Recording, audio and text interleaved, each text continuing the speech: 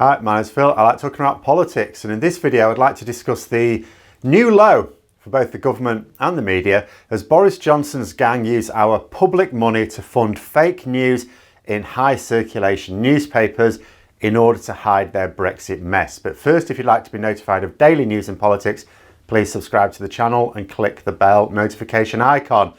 So take a look at this article in the Metro. The headline, how British business is going from strength to strength under the new trade rules.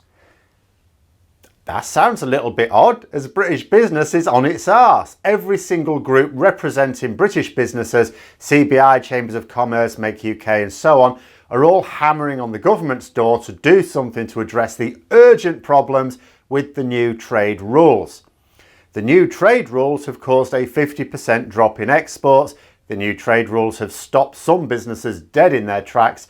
The new trade rules have caused European customers to go elsewhere for their products. So you read a headline like this, and the first thing you do is check out the author. Because the problem with our Brexit media is that they will often mix in opinion pieces with news articles all the time. Some make an effort to explain what is pure opinion, but all mainstream media, whether left, right or centre, has news articles that will contain at least some spin according to the bias of their audience or their owner. So you check out the author. I do this quite often actually. Halfway through an article I will sometimes read something that goes, is that objective? And I instantly want to know who wrote it, because it might be a politician. It might be an actual MP representing one of the parties. It might be about internal party matters and it's written by, say, an activist for one particular faction. It might be someone with links to a particular political organisation. So you check. And what happens when we check the author of this article on how Brexit is apparently brilliant for British business? We find there is no author given. Where it would normally give the name of the author, it instead says add feature. Oh, it's an advertisement, is it? And who paid for this advertisement? The UK government, it says. So Boris Johnson's gang of cronies are using our money to take out huge advertisements in newspapers masquerading as news articles. And if you're not eagle-eyed or in the habit of checking out authors of articles, if you just read articles in a newspaper and assume that it's actual news, as most readers do, which is the root of most of our problems in the UK, then you would be none the wiser.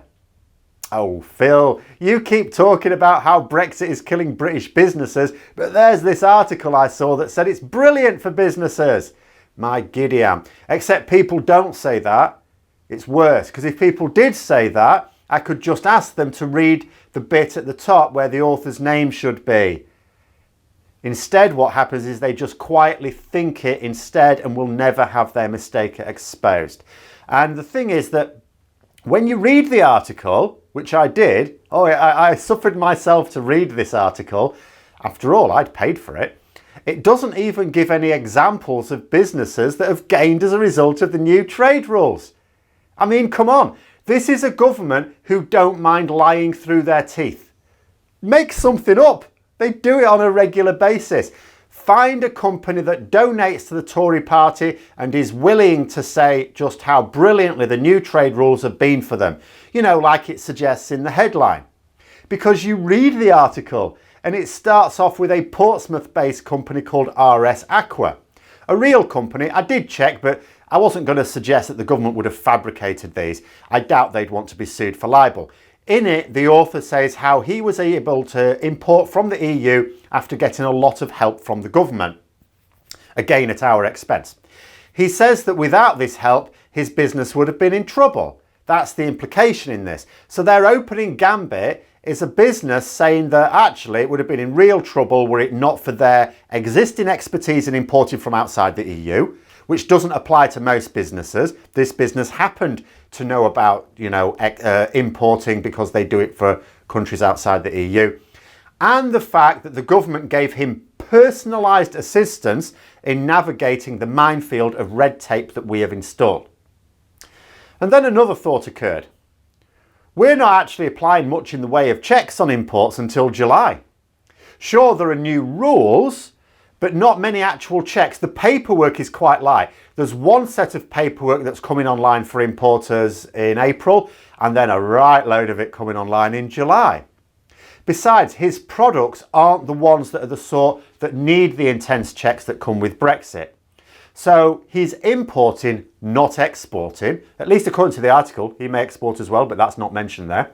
He has extensive experience of importing from around the world, and even then he needed personalised help, not going on an FAQ on a government website. He needed someone that we pay for with our taxes to, on a personal level, help him, taxpayer funded officials in the Department for Trade and Industry helping him individually, something that cannot possibly be provided to every importing and exporting business in the country because there aren't enough staff. And without that, his business would have been in real trouble. That's the impression we get from the ad there, not the article, the ad. And this is a pro-Brexit ad paid for by the government with our money.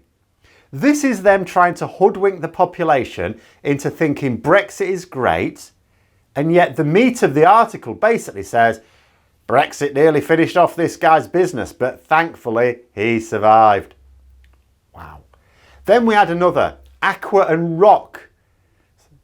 Theme of Aqua here.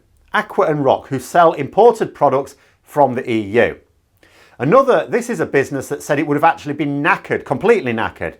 It explicitly stated this, but for being able to get up to speed with the new bureaucracy quickly. Then there was a third company where it finishes off by saying that Brexit has brought delays to their business. That's the final sentence. The article, paid for by us in order to fool us that Brexit is great, finishes off by saying that a particular business had delays imposed on them by Brexit. But good news, everybody, they're confident it won't put them all out of work. That's the positive to end on. And nowhere in this ad does it actually give even a single example of how new trade rules have made these companies stronger. Because that's what the headline says. Oh, it's actually helped them get stronger. In every single case, the best that can be said is that these companies managed to survive the onslaught. And every single one of these companies is also importing from the EU, not exporting. For Brexit to work, we need to strengthen our exports. Us importing from the EU, that's us giving our money to the EU. To succeed as a country, we need to get more money back from that arrangement than we give to them.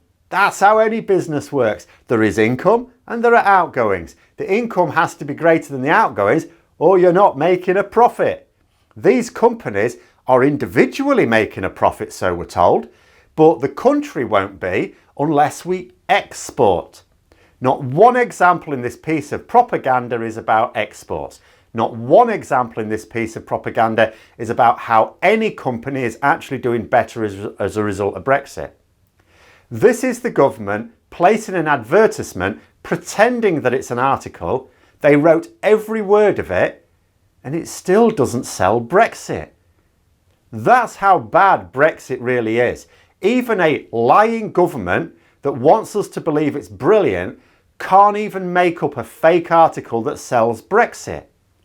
Are you joking me? I'm insulted, actually. I'm actually insulted. At least if you're going to corruptly misappropriate public money to tell lies in the press, make the lies fit the headline. If you're going to make it up anyway, it's ridiculous. And that's without even discussing the serious issue I have with editorial standards at a newspaper that would allow the government to place such an ad.